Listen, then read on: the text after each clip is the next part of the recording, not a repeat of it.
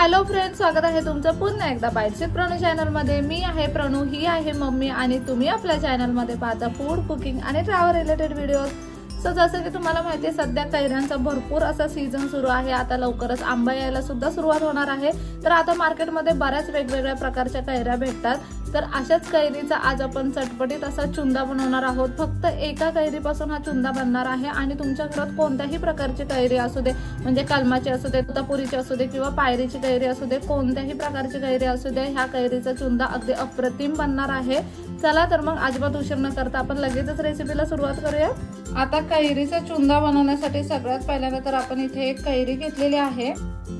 मस्त अशी ही कैरी आपण स्वच्छ धुवून घेतली, अगदी व्यवस्थित मोठ्या आकाराची कैरी आहे आणि ना ही कलमाची म्हणजे हापूस आंब्याची कैरी आहे। आता ना या कैरीचं जे देठ आहे ते आपण काढून घेऊयात। आता ही कैरी ना आपल्याला साली सकट किसून घ्यायची आहे। इथे आपण ना कलमाची कैरी घेतली, तुम्ही कोणतीही कैरी घेऊ शकता। एका कैरीचा सुद्धा ना भरपूर मोठा किस बनतो, त्याच्यामुळे एका कैरीमध्ये पण पुरेसा चुंदा बनतो, म्हणून एक कैरी पण इनफ असते चुंदा बनवण्यासाठी। कधी कधी काय होतं, घरामध्ये एखादीच कैरी उरलेली असते, बाकीच्या कैऱ्या आपण खाऊन संपवतो ना, अशा वेळी एका कैरीपासून सुद्धा भरपूर छान काहीतरी तुम्ही बनवू शकता।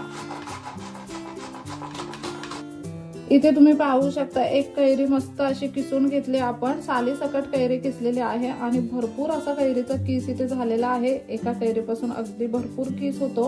आता आपल्याला लगेच चुंदा बनवायला घ्यायचा, त्यासाठी कढईमध्ये आता हा किसलेला कैरीचा किस टाकूयात। आता ना यामध्ये आपल्याला साखर टाकायची आहे। साधारणतः 2 वाट्या इतकी साखर आपण यामध्ये टाकलेली आहे। लाल तिखट टाकायचं आहे, 1 मोठा चमचाभर इतकं लाल तिखट इथे टाकलेलं आहे।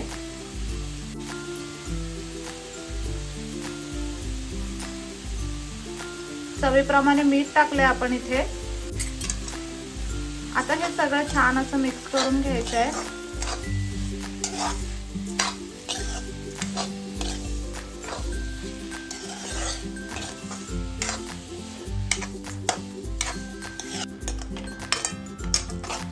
आता ना हे असं हलवत राहायचंय, जोपर्यंत पाणी सुटत नाही ना साखरेला तोपर्यंत आपल्याला हे हलवत राहायचंय। इथे ना गॅस आपण मोठा केलेला आहे। इथे तुम्ही पाहू शकता साखर मस्त अशी विरघळली। आता आपण गॅस बारीक करायचा आणि हे ना शिजून द्यायचंय।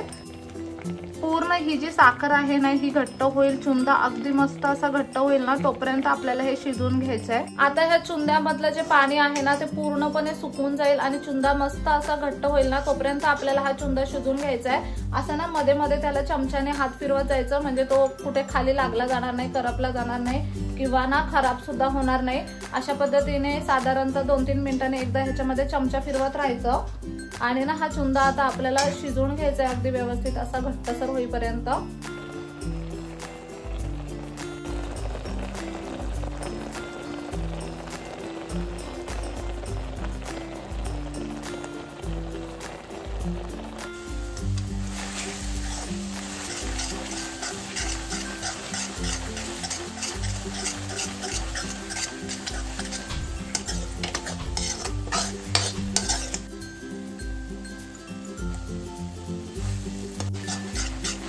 इथे तुम्ही पाहू शकता साखरेचं पाणी सुद्धा पूर्णपणे आटलेलं आहे। चुंदा बऱ्यापैकी घट्टसर असा झालेला आहे, सुकलेला आहे अगदी व्यवस्थित असा। कैरी सुद्धा मस्त अशी शिजलेली आहे। चुंद्याचा ना अगदी मस्त असा गोळा बनतोय। ह्या स्टेजला आता आपल्याला गॅस बंद करून घ्यायचा आहे।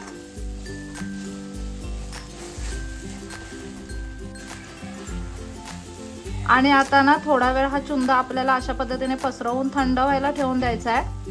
उन्हाळ्याच्या दिवसामध्ये ना असं चुंदा वगैरे खायला खूप मजा येते, म्हणजे जर आपण जेवत असू आणि भाजी वगैरे छान नसेल ना तर अशा वेळी हा चुंदा वगैरे करून खायचा एवढा कमाल लागतो ना, नुसतं चमच्याने खायला सुद्धा छान लागतो। आम्ही जेव्हा लहान असायचो ना तेव्हा ना हे चुंदा वगैरे प्रकार अगदी असं चमच्यामध्ये घ्यायचं आणि चमच्यामध्ये घेऊन खायचं, खूप मस्त लागतात हे वाले प्रकार खायला।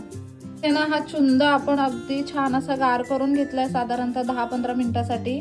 इथे ना ही एक काचेची बरणी आपण घेतलेली आहे, अगदी स्वच्छ धुवून पूर्ण सुकून घेतलेली आहे काचेची बरणी। हिच्यामध्ये ना अजिबात पाणी नाही ठेवायचं, पाणी राहिलं तर मग चुंदा बरेच दिवस टिकणार नाही आणि तो खराब होऊन जातो।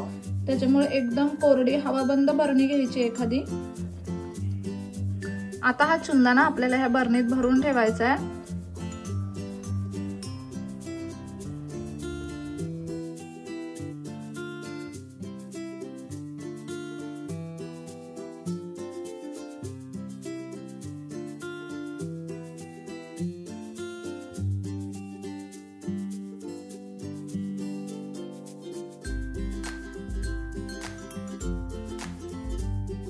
सो तुम्ही इथे पाहू शकता अगदी मस्त असा हा कैरीचा चुंदा बनून तयार आहे। आपण ना त्याला थोडंसं थंड करून घेतलंय आणि त्याच्यानंतर ना ह्या बरणीमध्ये शिफ्ट केलंय।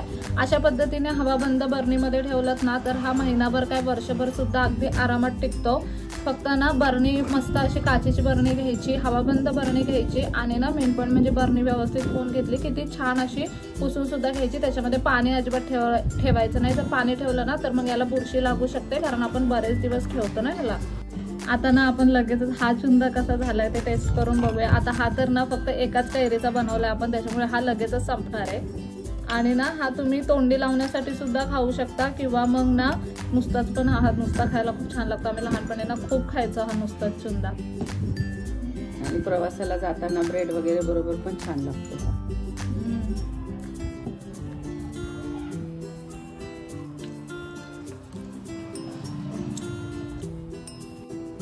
लागतोय आंबट गोड तिखट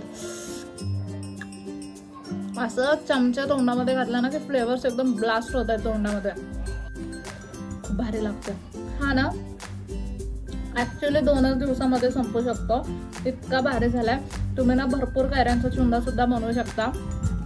ह्याच्यामध्ये साखरेचं प्रमाण, लाल तिखटाचं प्रमाण आणि मिठाचं प्रमाण तुमच्या आवडीवरती डिपेंड आहे। तुमच्या आवडीप्रमाणे तुम्हाला गोड करायचं असेल तर साखर जास्त टाकू शकता, तिखट जास्त हवं असेल तर लाल तिखट जास्त टाकू शकता, कैरी आंबट असेल तरी सुद्धा साखरेचं प्रमाण जास्त वापरू शकता आणि ना कैरी जर गोड असेल ना तर साखर कमी लागते। आणि सगळ्यात महत्त्वाचं म्हणजे ह्याचा प्लस पॉईंट की कोणत्याही कैरीचा तुम्ही चुंदा बनवू शकता। चुंदा बनवायला अशी कोणती पर्टिक्युलर कैरी नाही लागत, घरात जी कोणती कैरी अवेलेबल असेल त्या कैरीचा चुंदा तुम्ही बनवू शकता।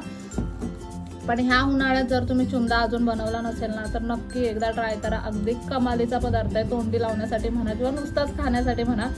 आपण ह्याला ब्रेड सोबत खाऊ शकतो, वरण भातासोबत तोंडी लावण्यासाठी खाऊ शकतो, अगदी अप्रतिम कमाल लागतो। आणि शिवाय आपण हा साली सकट बनवलेला आहे, जीवनसत्व तशीच राहिली त्याच्यामुळे अगदी हेल्दी सुद्धा आहे।